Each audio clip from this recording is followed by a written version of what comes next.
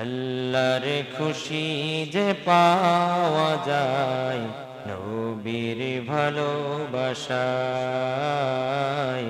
নবীর ভালোবাসায়।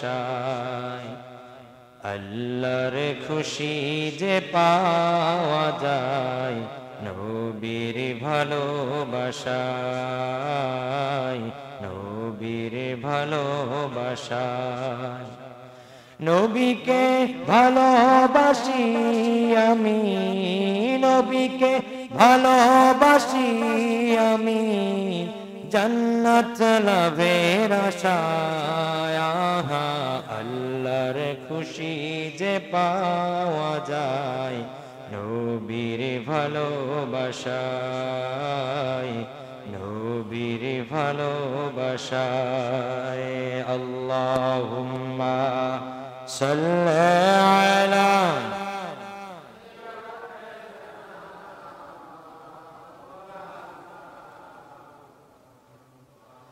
وعلى آل سيدنا مولانا محمد اللهم صل على مولانا محمد وعلى آل سيدنا مولانا সোনার মদিনা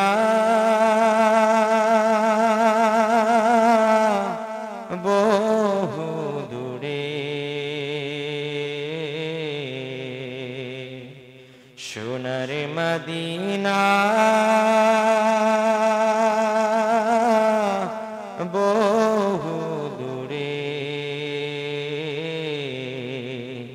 কিন্তু মদিনাওয়ালা আমার অন্তরে, কিন্তু মদিনাওয়ালা আমার অন্তরে। আমার অন্তর জুড়ে মদিনায় আছে রে, আমার অন্তর জুড়ে মদিনায় আছে রে। মদিনা মদিনা নামের জিকির করে রে, মদিনা মদিনা নামের জিকির করে রে। সোনার মদিনা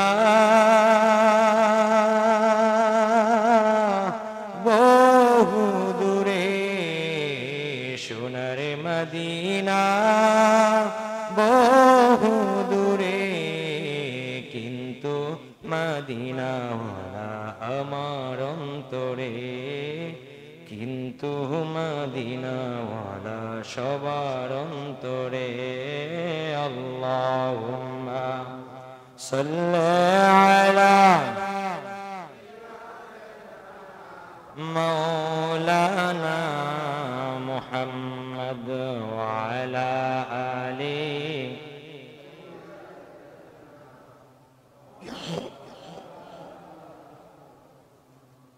আল্লাহ আল্লাহ আল্লাহু লা ইলাহা ইল্লাহু আল্লাহ আল্লাহ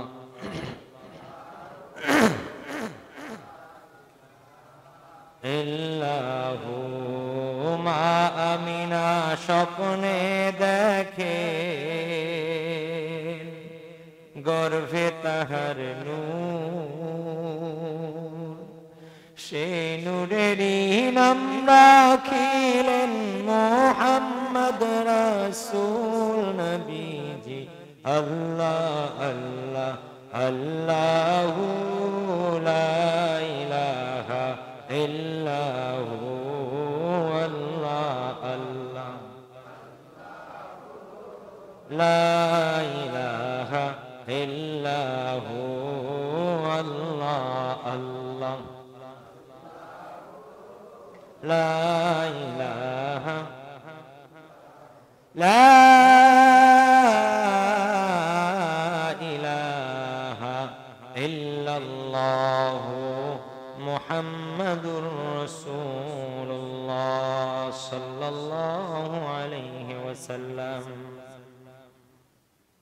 মুআজ্জাজ মুহতারাম উপস্থিত মুসল্লিয়ান কিরাম, আল্লাহ সুবহানাহু ওয়া তাআলার শাহী বাদশাহী কুদরতি দরবারে লাখো কোটি শুকরিয়া, যিনি আমাদেরকে একটি সপ্তাহ পরে সাইয়্যিদুল আইয়াম, সপ্তাহের সেরা দিন জুমার দিনে আজকে মসজিদের মধ্যে আগে ভাগে আসার, বসার, আলোচনা শুরু করবার, শুনবার তৌফিকটুকু এনায়েত করলেন।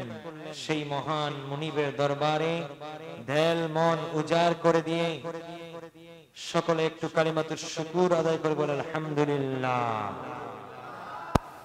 লক্ষ কোটি তার চেয়েও বেশি দুরুদ এবং সালাম আকায়ে নামদার, তাজদারে মদিনা, মুফাখখারে মওজুদাত, হুজুরে আকরাম, নূরে মুজাসসাম, নূরুন আলা নূর, হুজুরে পুনুর মুহাম্মদুর রাসূলুল্লাহ সাল্লাল্লাহু আলাইহি ওয়াসাল্লামের উপরে আমরা আরেকবার দুরূদ পড়ি। আসসালাতু ওয়াসসালামু আলাইকা ইয়া রাসূলুল্লাহ, আসসালাতু ওয়াসসালামু আলাইকা ইয়া হাবিবাল্লাহ, আসসালাতু ওয়াসসালামু আলাইকা ইয়া শাফিয়াল মুজনিবিন, আসসালাতু ওয়াসসালামু আলাইকা ইয়া রাহমাতাল লিল আলামিন। সম্মানিত সুধী, আল্লাহ সুবহানাহু ওয়া তাআলা তার প্যারা হাবিব মুহাম্মদুর রাসূলুল্লাহ সাল্লাল্লাহু আলাইহি ওয়াসাল্লামকে এই পৃথিবীর মধ্যে, বিশ্ব জগতের মধ্যে রাহমাতুল লিল আলামিন হিসেবে প্রেরণ করেছেন। শুধুমাত্র তাই নয়, রাসূলুল্লাহ সাল্লাল্লাহু আলাইহি ওয়াসাল্লামকে আল্লাহ সুবহানাহু ওয়া তাআলা আপনার আমার জন্য কিয়ামত পর্যন্ত যত মানুষ আসবে সকলের জন্য উসওয়া, কুদওয়া, মডেল হিসেবে আল্লাহ সুবহানাহু ওয়া তাআলা প্রেরণ করেছেন। জোরে বলেন না সুবহানাল্লাহ। আল্লাহ সুবহানাহু ওয়া তাআলা বলেছেন, লাকাদ কানা লাকুম ফি রাসূলিল্লাহি উসওয়াতুন হাসানা। দুনিয়ার মানুষ, তোমাদের জন্য রাসূলুল্লাহ সাল্লাল্লাহু আলাইহি ওয়াসাল্লামের জীবনের মধ্যে রয়েছে উত্তম আদর্শ। জোরে বলেন না সুবহানাল্লাহ। রাসূল আমাদের জীবনের মডেল। রাসূলের জীবন দিয়ে আমাদের জীবনকে মাপতে হবে। যদি রাসূলের জীবনের সাথে আমাদের জীবনটা মিলে যায়, তাহলে আমাদের দুনিয়া এবং আখিরাত উভয়টাই কল্যাণকর হয়ে যাবে। জোরে বলেন না সুবহানাল্লাহ। এই রাসূলুল্লাহ সাল্লাল্লাহু আলাইহি ওয়াসাল্লামের জীবনের মধ্যে কোনো খুঁত ছিল না, কোনো কলঙ্ক ছিল না। মাইকেল এইস হার্ট দ্য 100 বইয়ের মধ্যে লিখে দিয়েছেন যে দুনিয়ার মানুষ, আমি মুহাম্মদুর রাসূলুল্লাহ সাল্লাল্লাহু আলাইহি ওয়াসাল্লামের জীবনীটা সবার আগে এনেছি। আমি খ্রিস্টান হয়েও রাসূলুল্লাহ সাল্লাল্লাহু আলাইহি ওয়াসাল্লামের জীবনীটা, তার নামটা সবার আগে এনেছি। আনার পিছনে কারণ একটাই, যে রাসূলুল্লাহ সাল্লাল্লাহু আলাইহি ওয়াসাল্লাম পৃথিবীতে এমন একজন মানুষ যার জীবনের মধ্যে কোনো লাল কালির দাগ, যার জীবনের মধ্যে কোনো খুঁত নাই। কারণ রাসূলুল্লাহ সাল্লাল্লাহু আলাইহি ওয়াসাল্লামের চরিত্রের সার্টিফিকেট দিয়েছেন স্বয়ং আল্লাহ। জোরে বলেন না সুবহানাল্লাহ। আল্লাহ সুবহানাহু ওয়া তাআলা সূরাতুল কালামের মধ্যে ঘোষণা করছেন, ওয়া ইন্নাকা লাআলা খুলুকিন আযীম। হে আমার হাবিব, হে আমার দোস্ত, আপনাকে আমি মহান মহান মহান সুমহান চরিত্রের উপর অধিষ্ঠিত করেছি। আল্লাহু আকবার। সম্মানিত সুধী, সেই মহামানব আমাদের সকলের হৃদয়ের স্পন্দন, সারা পৃথিবীতে সকল মুমিন মুসলমানদের হৃদয়ের মণিকোঠায় যেই মহামানবের জায়গা, সেই মহামানবকে নিয়ে কটূক্তি করা হয় কি হয় না? সেই মহামানবের সমালোচনা একদল নাফরমান, নাচিস, নালায়েক, নাস্তিক, মুরতাদরা এই বাংলার জমিনে করে কিনা? তারা রাসূলুল্লাহ সাল্লাল্লাহু আলাইহি ওয়াসাল্লামের পারিবারিক জীবন নিয়ে তারা কথা বলে। রাসূলুল্লাহ সাল্লাল্লাহু আলাইহি ওয়াসাল্লাম নাকি নারী লোভী ছিলেন, জোরে বলেন না নাউজুবিল্লাহ। রাসূলুল্লাহ সাল্লাল্লাহু আলাইহি ওয়াসাল্লাম নাকি মহিলাদেরকে দাস দাসী বানিয়ে রেখেছেন, জোরে বলেন না নাউজুবিল্লাহ। অথচ আমরা রাসূলুল্লাহ সাল্লাল্লাহু আলাইহি ওয়াসাল্লামের জীবন যদি দেখি, রাসূলুল্লাহ সাল্লাল্লাহু আলাইহি ওয়াসাল্লাম আমাদের জন্য তার পারিবারিক জীবনে মডেল রেখে গিয়েছেন। তার জীবনটা আমাদের পারিবারিক জীবনের জন্য মডেল, জোরে বলেন না সুবহানাল্লাহ। আমাদের ঘরে শান্তি নাই, আমাদের ঘরে সুখ নাই, সুখ চলে গেছে। কারণ কি? আমরা রাসূলকে আমাদের ঘরে, আমাদের পারিবারিক মণ্ডলে আমরা রাসূলকে অনুসরণ করি।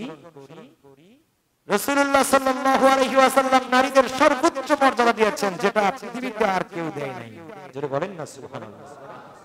সম্মানিত সুধী, Islam the complete code of life সারা পৃথিবীর সমস্ত মানুষের জীবনের জন্য যত কিছু দরকার সব কিছুর ব্যবস্থা ইসলামের মধ্যে বিশ্বনবী মুহাম্মদুর রাসূলুল্লাহ সাল্লাল্লাহু আলাইহি ওয়াসাল্লাম রেখে গেছেন। আল্লাহু আকবার। আল্লাহর হাবিব মুহাম্মদুর রাসূলুল্লাহ সাল্লাল্লাহু আলাইহি ওয়াসাল্লামের উপরে যে কোরআন নাযিল হয়েছে, এই কোরআনের মধ্যে একটা সূরা আছে, সূরাতুন নিসা। নিসা মানে হচ্ছে মহিলাগণ। মহিলাদেরকে নিয়ে আল্লাহ সুবহানাহু ওয়া তাআলা একটা সূরা স্পেশালি নাযিল করে দিয়েছেন, জোরে বলেন না সুবহানাল্লাহ। সূরাতুন নিসা মহিলাদেরকে নিয়ে আলাদা সূরা আছে, কিন্তু কোরআনুল কারীমের মধ্যে সূরাতুর রিজাল পুরুষদের আলাদা করে কোনো সূরা নাই। সূরাতুন নাস আছে, মানুষের জন্য সম্মিলিতভাবে সূরা সূরাতুন নাস। নাস হচ্ছে মানুষ, নারী এবং পুরুষ উভয়ই আছে সেই সূরার মধ্যে, আছে না নাই? সূরাতুন নিসা যেখানে স্পেশালি নারীদের নিয়ে কথা হয়েছে, সূরাতুর রিজাল বলতে কোন সূরা কোরআনুল কারীমের মধ্যে নাই। আল্লাহ সুবহানাহু ওয়া তাআলা সূরাতুন নিসার 19 নম্বর আয়াতের মধ্যে ঘোষণা দিচ্ছেন, ও দুনিয়ার মানুষ, ওয়াআশিরুহুন্না বিল মা'রুফ ফাইন কারিহতুমুহুন্না ফাআসা আন তাকরাহু শাইআ ওয়া ইয়াজআলাল্লাহু ফীহি খায়রান কাসীরা। আল্লাহু আকবার। আল্লাহ সুবহানাহু ওয়া তাআলা দুনিয়ার মানুষদেরকে ডাক দিয়ে বলতেছেন, ও দুনিয়ার মানুষ, ওয়াআশিরুহুন্না বিল মা'রুফ, দুনিয়াতে তোমাদের স্ত্রীরা যাদেরকে আল্লাহ সুবহানাহু ওয়া তাআলা তোমাদের অধীন করে দিয়েছেন, তোমাদের ঘরে যে সমস্ত মহিলাদেরকে আল্লাহ সুবহানাহু ওয়া তাআলা পাঠিয়েছেন, সেই সমস্ত মহিলাদের সাথে তোমরা সদাচার করো, ভালো ব্যবহার করো। ঘোষণাকার নবীর প্রতি নাজিলকৃত কোরআনের সূরা নিসার 19 নম্বর আয়াতের মধ্যে আল্লাহ তাআলা বলছেন, ওয়াআশিরুহুন্না বিল মা'রুফ, নারীদের সাথে সদাচার করো, তোমাদের স্ত্রীদের সাথে ভালো ব্যবহার করো।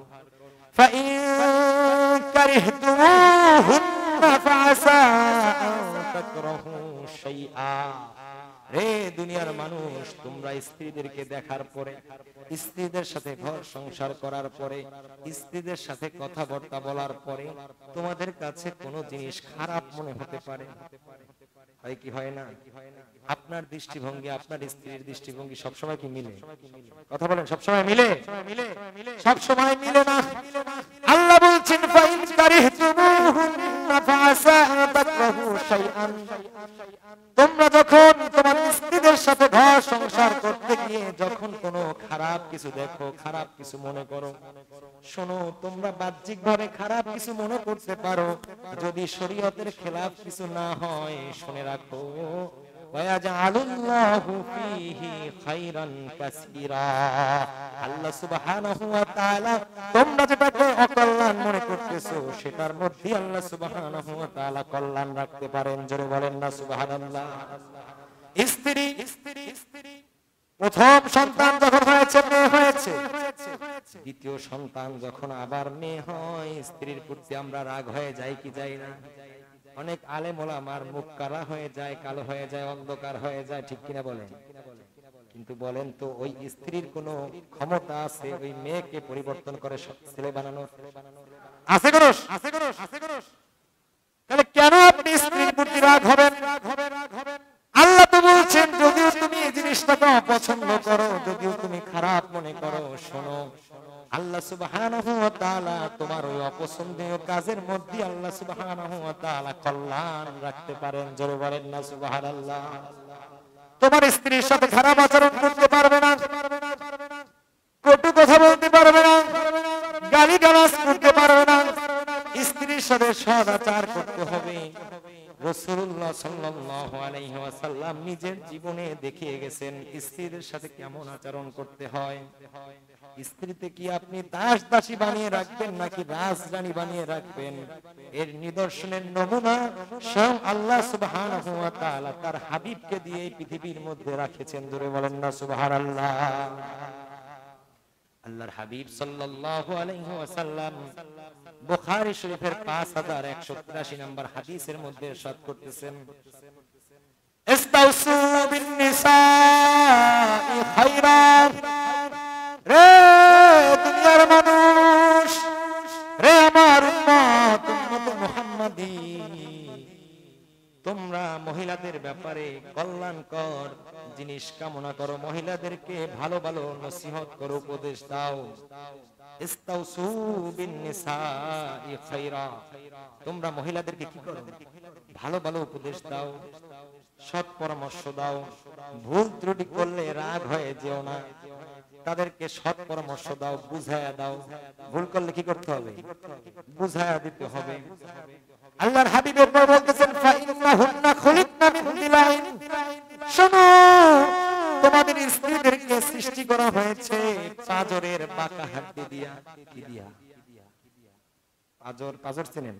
এই যে বুকের এই যে হাড্ডি, এই পাজর, এই পাজরের বাঁকা হাড্ডি দিয়ে তৈরি করা হয়েছে। ফাইন্নাহুন্না খুলিকনা মিন দিলাইন, কেননা তাদেরকে তৈরি করা হয়েছে বাঁকা হাড্ডি দিয়ে, পাজরের হাড্ডি দিয়ে।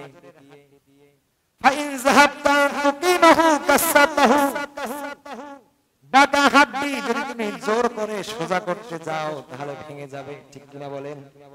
জোর করে সোজা করতে যাইবে, ভেঙে যাবে।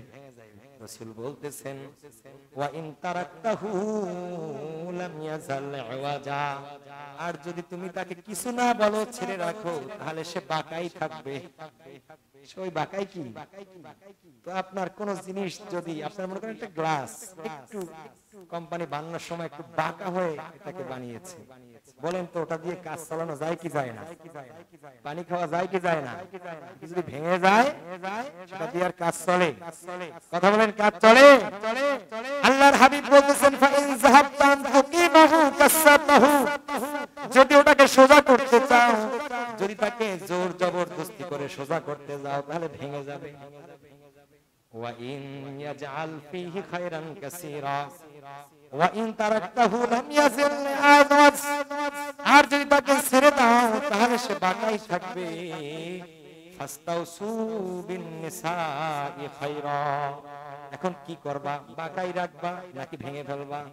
কাজ একটা আছে। আল্লাহর হাবিব বলতেছেন, ইস্তাউসু বিন নিসাই খায়রা, মহিলারা ভুল করলে তাকে উপদেশ দাও, বুঝায়া দাও, সৎ পরামর্শ দাও। রাগ হও না, তাকে পরামর্শ দাও, তাকে বুঝাও, বুঝিয়ে বলো। কারণ আল্লাহর হাবিব সাল্লাল্লাহু আলাইহি ওয়াসাল্লাম বুখারী শরীফের আরেকটা হাদিসের মধ্যে ইরশাদ করতেছেন, ফাইন্নাহুন্না নাকিসাতুল আকলি ওয়াদ দ্বীন, দ্বীনের ক্ষেত্রে, ইলমের ক্ষেত্রে, আকলের ক্ষেত্রে তারা একটু নাকিস, অসম্পূর্ণ, তাদের বুঝ একটু কম।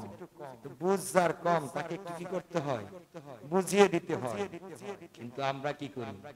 আমরা গরম হয়ে যাই, আমরা নরম হওয়া শিখি না, কিন্তু রাসূলুল্লাহ সাল্লাল্লাহু আলাইহি ওয়াসাল্লাম আমাদের জন্য মডেল, আমাদের ব্যক্তিগত জীবনে, আমাদের পারিবারিক জীবনে, আমাদের অর্থনৈতিক জীবনে, আমাদের রাজনৈতিক জীবনে, আমাদের রাষ্ট্রীয় জীবন, আমাদের আন্তর্জাতিক জীবন, সর্বজনীন আমাদের সমস্ত জীবনের জন্য আমাদের রাসূল মডেল। জোরে বলেন না সুবহানাল্লাহ। রাসূল মডেল, রাসূল দেখিয়ে গিয়েছেন স্ত্রীর সাথে কেমন আচরণ করতে হয়। বুখারী শরীফের একটা হাদিস 5225 নম্বর হাদিসের মধ্যে একটা ঘটনা এসেছে। আল্লাহর হাবিব সাল্লাল্লাহু আলাইহি ওয়াসাল্লাম তার স্ত্রীদের মাঝে তার দিনগুলো বন্টন করে রাখতেন। রাসূলুল্লাহ সাল্লাল্লাহু আলাইহি ওয়াসাল্লামের একসাথে 9 জন স্ত্রী ছিলেন। 9 জন স্ত্রীর মাঝে তার দিনগুলো, মাসের দিনগুলো ভাগ করা থাকতো। কোন বাসায় কোন স্ত্রীর কাছে কোন দিন থাকবে বন্টন করা থাকতো। একদিন হযরত আয়েশা সিদ্দিকা রাদিয়াল্লাহু তাআলা আনহার ঘরে যেই দিন থাকার দিন, সেই দিনটা আসলো। আল্লাহর রাসূল সাল্লাল্লাহু আলাইহি ওয়াসাল্লাম আয়েশা সিদ্দিকা রাদিয়াল্লাহু তাআলা আনহার ঘরের মধ্যে আরাম ফরমাচ্ছেন, রেস্ট করতেছেন। এমন সময় একজন সাহাবী আয়েশা সিদ্দিকা রাদিয়াল্লাহু তাআলা আনহার ঘরের মধ্যে, দরজার মধ্যে নক করলেন, কশাঘাত করলেন। রাসূল সাল্লাল্লাহু আলাইহি ওয়াসাল্লাম দরজায় আঘাত পেয়ে দরজাটা খুলে বাহিরে তাকালেন, দেখলেন একজন সাহাবী তার এসেছে, হাতের মধ্যে একটা পাত্র। সাহাবী এসে দরজায় দাঁড়িয়ে আছে, বলতেছে ইয়া রাসূলুল্লাহ, ইয়া হাবিবাল্লাহ, আপনার একজন স্ত্রী উম্মে সালমা, তার ঘর থেকে আমি এসেছি। উম্মাহাতুল মুমিনিন উম্মে সালমা রাদিয়াল্লাহু তাআলা আনহা আপনার জন্য এই হাদিয়াটুকু পাঠিয়েছেন। রাসূলুল্লাহ সাল্লাল্লাহু আলাইহি ওয়াসাল্লাম আরেকজন স্ত্রী হাদিয়া পাঠিয়েছেন রাসূলকে। যেই দিন পাঠিয়েছেন সেই দিন রাসূল কোথায়? কথা বলেন কোথায়? আয়েশা রাদিয়াল্লাহু তাআলা আনহার ঘরে। কার ঘরে? আয়েশা রাদিয়াল্লাহু তাআলা আনহার ঘরে। রাসূল আয়েশার ঘরে আছেন, রাসূলকে হাদিয়া পাঠিয়েছেন রাসূলের অন্য আরেকজন স্ত্রী। আয়েশা রাদিয়াল্লাহু তাআলা আনহা পাশে দাঁড়িয়ে আছেন। রাসূল সাল্লাল্লাহু আলাইহি ওয়াসাল্লাম হাদিয়া গ্রহণ করলেন। তাহাদু তাহাব্বু, হাদিয়া দাও, ভালোবাসা তৈরি হবে। হাদিয়া গ্রহণ করা সুন্নাত। রাসূল হাদিয়া গ্রহণ করলেন। আয়েশা রাদিয়াল্লাহু তাআলা আনহা তার ব্যক্তিত্বের মধ্যে লেগেছে, আজকে আমার ঘরে রাসূল আছেন, আজকে আমার ঘরে রাসূল মেহমান হয়েছেন, আমি যা পারি রাসূলকে আপ্যায়ন করাবো। আমি পানি দিয়ে পারি আর গোশত রুটি দিয়ে পারি, আমি যা দিয়ে পারি রাসূলকে আপ্যায়ন করাবো। কেন আজকে আমার ঘরে আরেকজন স্ত্রী আমার ঘরে হাদিয়া পাঠায়? ইগোতে লাগছে, ব্যক্তিত্বে লাগছে। আয়েশা রাদিয়াল্লাহু তাআলা আনহা রাসূলুল্লাহ সাল্লাল্লাহু আলাইহি ওয়াসাল্লামের হাতের উপরে আঘাত করে ফেলেছেন। হাত দিয়ে জোরে বলেন না সুবহানাল্লাহ। বলেন তো কেমন ঘটনা? বুখারী শরীফের হাদিস। রাসূলুল্লাহর হাতের মধ্যে আয়েশা রাদিয়াল্লাহু আনহা আঘাত করেছেন, যেইখানে রাসূলুল্লাহ সাল্লাল্লাহু আলাইহি ওয়াসাল্লাম রাহমাতুল লিল আলামিন, হাবিবুল্লাহ, আল্লাহর বন্ধু, সারা পৃথিবী, বিশ্ব ব্রহ্মাণ্ড যত কিছু আছে সবকিছু যার আয়াত্তাধীন, যদি তিনি চান আল্লাহ তাকে সবকিছু দিয়ে দেন। জোরে বলেন না সুবহানাল্লাহ। সেই রাসূল যিনি মদিনার কল্যাণ রাষ্ট্রের তখন খলিফা, প্রেসিডেন্ট, তার হাতের মধ্যে আয়েশা রাদিয়াল্লাহু তাআলা আঘাত করছেন। আঘাত এমন ধরে করেছেন রাসূলের হাত থেকে পাত্রটা পড়ে নিচে মাটিতে পড়ে পাত্রটা ভেঙে একটা টুকরো হয়ে গেছে। আপনার আমার স্ত্রী যদি এরকম কোন ঘটনা ঘটাতো তাহলে আপনি আমি কি করতাম? সামনে সাহাবী দাঁড়ানো, সাহাবী দেখতে পাচ্ছেন ঘটনা কি ঘটতেছে। আপনার একজন কর্মচারীর সামনে আপনার স্ত্রী যদি একটু বকাঝকা করে তাহলে আপনার কি অবস্থা হবে? রাসূলুল্লাহ সাল্লাল্লাহু আলাইহি ওয়াসাল্লাম সেই সময় কি জবাব দিয়েছিলেন আয়েশাকে, কি রিপ্লাই করেছিলেন সেই দিন? বুখারী শরীফের 5225 নম্বর হাদিস প্রমাণ করে রাসূলুল্লাহ সাল্লাল্লাহু আলাইহি ওয়াসাল্লাম আয়েশা সিদ্দিকা রাদিয়াল্লাহু তাআলা আনহাকে কিচ্ছু বলেন নাই। কেন হাতে আঘাত করছো সেটাও জিজ্ঞেস করেন নাই, কেন পাত্র ভেঙে ফেলছো সেটাও জিজ্ঞেস করেন নাই, পাত্রটা উঠাও সেটাও বলেন নাই। রাসূল নিজে বসে গিয়ে ওই পাত্রটা ভাঙা পাত্রটা জোড়া লাগালেন, জোরে বলেন না সুবহানাল্লাহ। দেখেন রাসূলের চরিত্র মাধুর্য কত সুন্দর। রাসূল ভাঙা পাত্রটা জোড়া লাগালেন, জোড়া লাগিয়ে ওই খাবার যেটা পরে ছড়িয়ে ছিটিয়ে আছে সেটা আবার ওই পাত্রের মধ্যে উঠালেন। উঠিয়ে তারপর যেই সাহাবী নিয়ে আসছিলেন দাঁড়িয়ে আছেন হতভম্ব হয়ে, কি ঘটছে দেখতেছেন। যেই সাহাবী আমার আহলে সুফফা মসজিদে নববীর বারান্দায় আমার যে সমস্ত গরীব সাহাবায়ে কেরাম আছে তাদেরকে খাবারটা নিয়ে দাও, তারা খেয়ে ফেলুক। তোমাদের আম্মা, তোমাদের মা আয়েশা সিদ্দিকা রাদিয়াল্লাহু তাআলা আনহা তাগায়্যারাত উম্মুকুম, তোমাদের মায়ের ব্যক্তিত্বে একটু লাগছে, এইজন্য করছে, তোমরা কিছু মনে করিও না। জোরে বলেন না সুবহানাল্লাহ। আপনি আমি কি করতাম আর রাসূল কি করছেন? আমরা চুন থেকে পান খসলেই মনে করেন লবণ একদিন কম হয়েছে তো অবস্থা শেষ, বেশি হয়েছে অবস্থা শেষ। ঠিক যেদিন হয় সেদিনও আমরা এত ভালো ভালো না, এত ভালো যেদিন ঠিক হয় সেই দিনও দোষ ধরি। আছে না নাই? কথা বলেন আছে না নাই? যেদিন ঠিক মতো রান্না করে সেই দিন বলি এত ভালো ভালো না। জোরে বলেন না নাউজুবিল্লাহ। রাসূলের উম্মত যদি হই, রাসূলের আশিক যদি হই, আমাদের চরিত্র মাধুর্য হবে রাসূলের মতো। রাসূল যেমনি ভাবে ব্যবহার করেছেন তার স্ত্রীদের সাথে, তার পরিবার পরিজনের সাথে যেমনি ভাবে আচরণ করেছেন তেমনি ভাবে আমাদের আচরণ করতে হবে।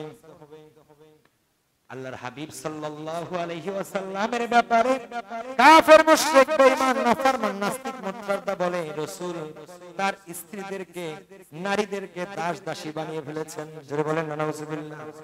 বলেন তো এই হাদিসের আলোকে একটু খেয়াল করেন, একটু চিন্তা করেন, এটা কি কোন দাস দাসী যদি এই কাজটা করে তাহলে তার সাথে কি আচরণ করা হয়? আর রাসূল কেমন আচরণ করেছেন? দাস দাসীর সাথে কি এরকম আচরণ করে কেউ? কর্মচারীর সাথে এরকম আচরণ করে? কোনদিন করে না।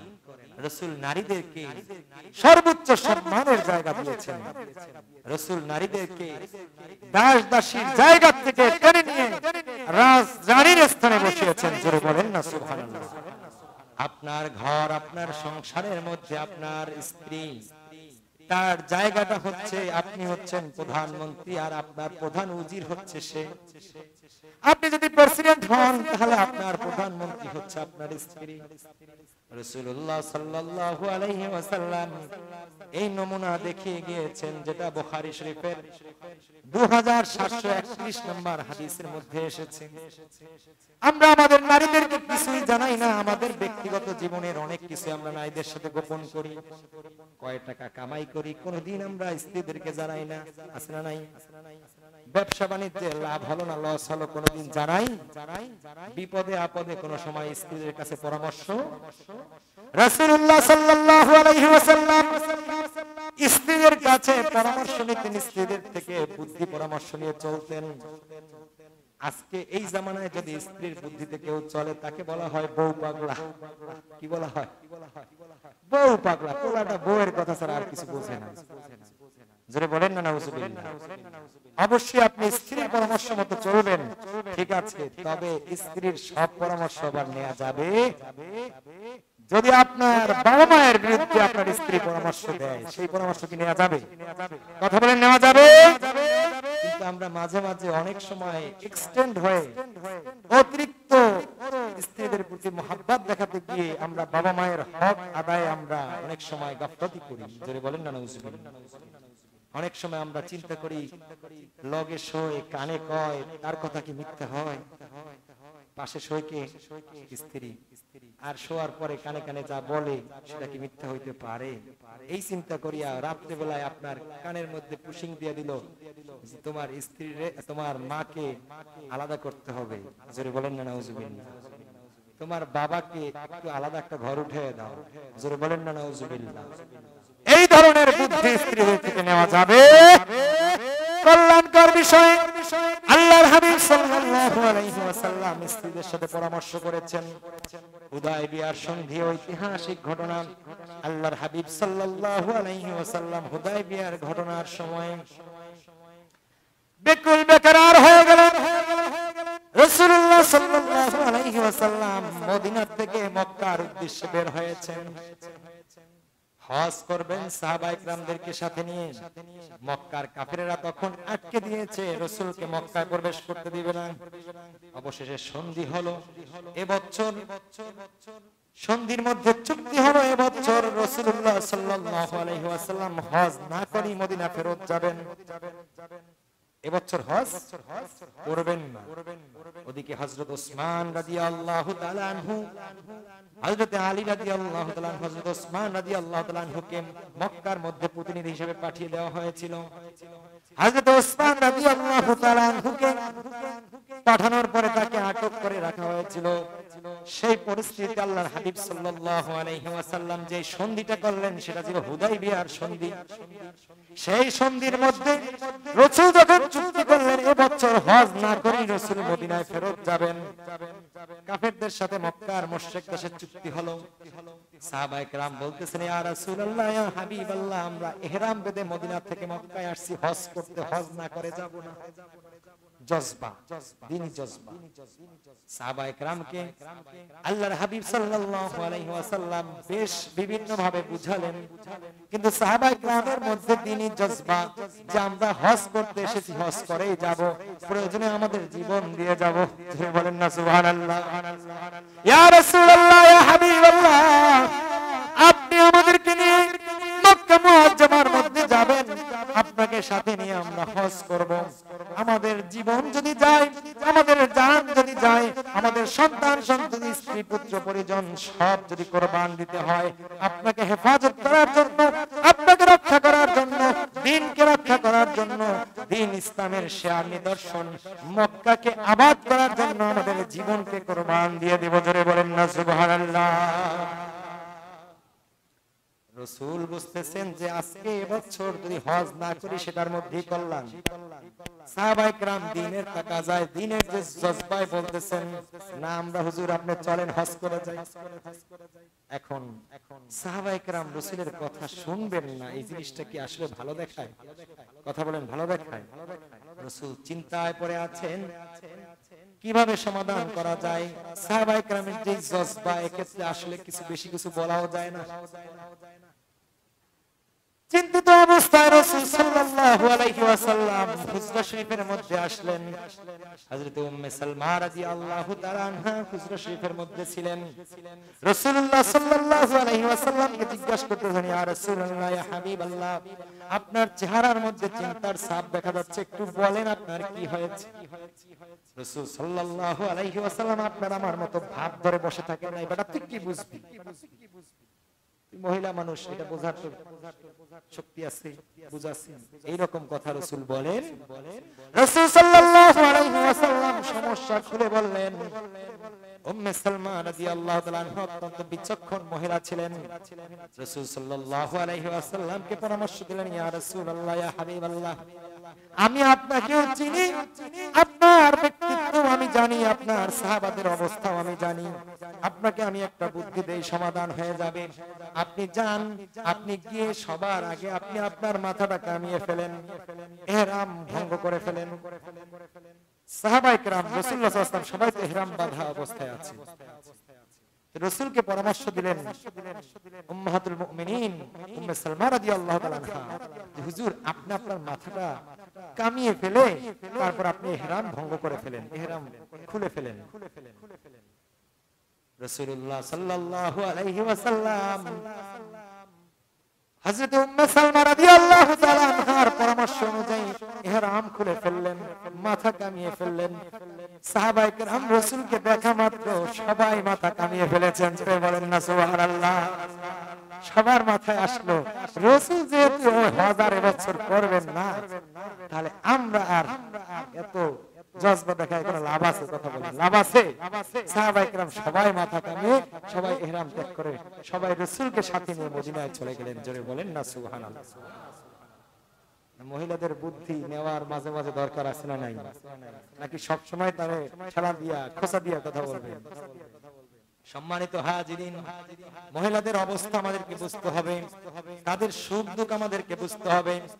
উম্মাহাতুল মুমিনিন আয়েশা সিদ্দিকা রাদিয়াল্লাহু তাআলা আনহাকে জিজ্ঞাসা করা হয়েছে, ইয়া রাসূলুল্লাহ হে আমাদের উম্মাহাতুল মুমিনিন, হে আমাদের মা আয়েশা সিদ্দিকা রাদিয়াল্লাহু তাআলা আনহাকে জিজ্ঞেস করা হয়েছে, আপনি আমাদেরকে বর্ণনা করেন রাসূল যখন বাইরে থাকেন তখন তো রাসূলকে দেখি, রাসূল কি করেন বাহিরে, ঘরের মধ্যে যখন যান তখন রাসূলুল্লাহ সাল্লাল্লাহু আলাইহি ওয়াসাল্লাম কি করেন, রাসূল ঘরের মধ্যে কি কাজ করেন একটু আমাদেরকে বলেন।